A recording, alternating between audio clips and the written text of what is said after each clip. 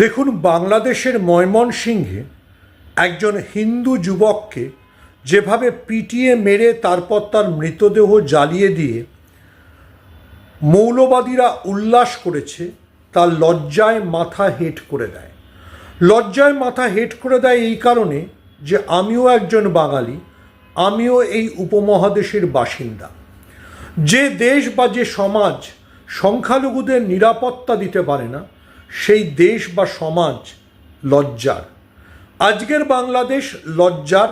আজকের বাংলাদেশের ইউনূস শাসনকে আরও ধিক্কার। দেখুন, আমি বিশ্বাস করি না যে গোটা বাংলাদেশ খারাপ হয়ে গিয়েছে। আসলে বাংলাদেশটা আড়াআড়িভাবে ভাগ হয়ে গিয়েছে। একদিকে মুক্তমনারা, সেই মানুষরা যারা সকলের সঙ্গে থাকতে চান, আর একদিকে মৌলবাদীরা, মৌলবাদী মুসলিমরা। যে কোনো সভ্যতায় বা যে কোনো সমাজে এই ধরনের সংকট আসে। দুঃখের বিষয়, বাংলাদেশে শেখ হাসিনা সরকারের পতনের পর সেখানে ক্ষমতার দখল নিয়েছেন যারা, সেই ইউনূসপন্থীরা, আসলে যারা জামাত, আসলে যারা দেশটাকে পূর্ব পাকিস্তান করে ফেলতে চান, তারা এই ধরনের কাণ্ড কারখানা ঘটাচ্ছেন। সেই জন্যেই বাংলাদেশে এরকমভাবে একজন হিন্দু যুবককে পিটিয়ে মেরে তারপরে তার মৃতদেহকে জ্বালিয়ে পুড়িয়ে দেওয়া হয়েছে। দৃশ্যটি ভয়াবহ এবং এই উপমহাদেশের জন্য শোচনীয়। কারণ এভাবে যদি বাংলাদেশে সংখ্যালঘু নির্যাতন হয়, তাহলে তার প্রভাব ভারতবর্ষে এসে পড়বে। এদেশের সংখ্যালঘুদের উপরও আক্রমণ বাড়বে। অর্থাৎ ভারতবর্ষেও হিন্দু মুসলিম সম্পর্কে মেরুকরণের দিকে কেউ কেউ ঝোঁক দিতে পারেন।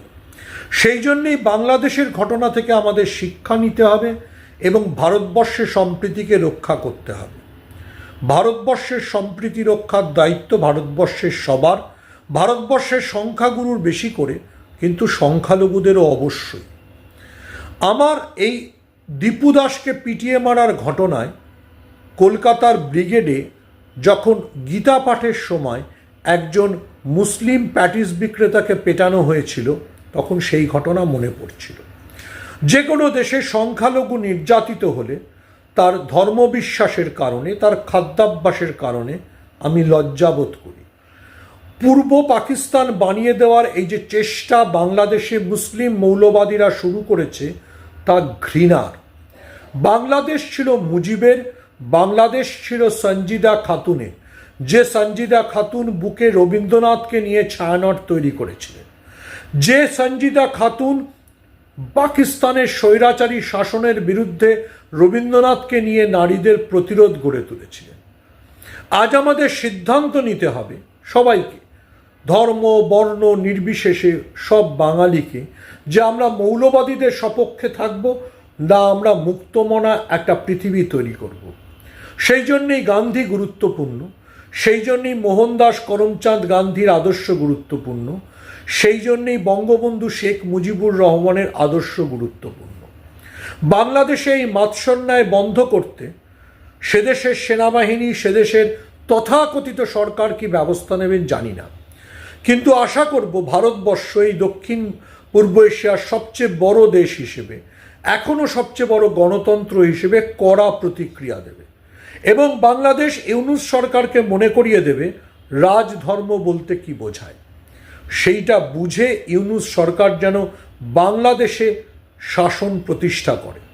বাংলাদেশে সংখ্যালঘু নির্যাতন হলে এবং এরকম নিষ্ঠুর হত্যা হলে, আবারও বলছি, এপার বাংলায় তার প্রভাব পড়বে। আমরা বাংলাদেশকে যেভাবে চিনতাম, যেভাবে শ্রদ্ধা করতাম, যে বাঙালি অস্মিতার জন্য, ঢাকার জন্য গর্ব করতাম, যে কারণে মুজিবকে শ্রদ্ধা করতাম, তার সব গত 5ই আগস্টের পর থেকে ধূলিসাৎ হয়ে গেছে। যে যে অভিযোগে শেখ হাসিনাকে পদচ্যুত করা হয়েছিল, তার সব ইউনূস বা তার সাঙ্গপাঙ্গরা আরও বেশি করে করছেন। সংখ্যালঘুদের নির্যাতন, দেশে ফ্যাসিবাদ কায়েম, দেশে কোনো আইন শৃঙ্খলা না রাখা এবং সংবাদ মাধ্যমে আক্রমণ। বাংলাদেশে যে সংবাদ মাধ্যম আক্রান্ত হয়েছে, সেই প্রথম আলো বা ডেইলি স্টার, মনে রাখবেন যে এরাই ইউনূসের সবচেয়ে বড় সমর্থক ছিল। প্রথম আলো বা ডেইলি স্টার যে শাসনকে এতদিন মদত দিয়েছে, সেই শাসনই এবার তাদের দিকে ফিরে এসছে। এটা আমি পৃথিবীর সব প্রান্তের সব মিডিয়াকে মনে করিয়ে দেব যে যদি তুমি মৌলবাদকে মদদ দাও, যদি তুমি গণতন্ত্রের বিরুদ্ধে কথা বলো, তাহলে একদিন তোমার কাছে সেগুলো ফেরত আসতে পারে। সেটা পৃথিবীর সব প্রান্তের মিডিয়ার জন্য সত্য, আজ বাংলাদেশের মিডিয়ার জন্য সত্য। বাংলাদেশে হাসিনাকে ফ্যাসিবাদী বলে দেগে দিয়ে যারা একসময় কলকাতায় উল্লাস করেছিলেন, তারা আজকে কি বলবেন? বাংলাদেশে এটা যেটা চলছে সেটা কি? তাকে কারা সমর্থন করবে? কোনো শুভবুদ্ধি সম্পন্ন মানুষ বাংলাদেশের এই আন্দোলনকে সমর্থন করতে পারে? আমি গত বছরের জুলাইতেও বলেছিলাম ওটা কোনো বিপ্লব নয়, ওটা আমেরিকার মদদে মৌলবাদীদের তৈরি করা একটা চেষ্টা, যে চেষ্টা হাসিনা সরকারকে পতন ঘটিয়ে দেয়, বাংলাদেশ থেকে আওয়ামী লীগকে পাত্তারি গুটোতে হয়।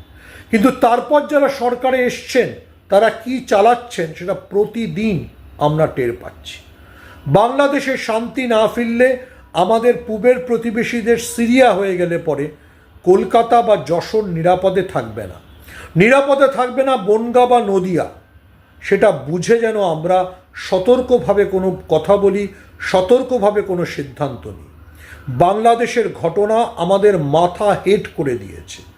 এই তৌহিদি শাসন, এই মুসলিম মৌলবাদের উত্থান আমরা চাই না।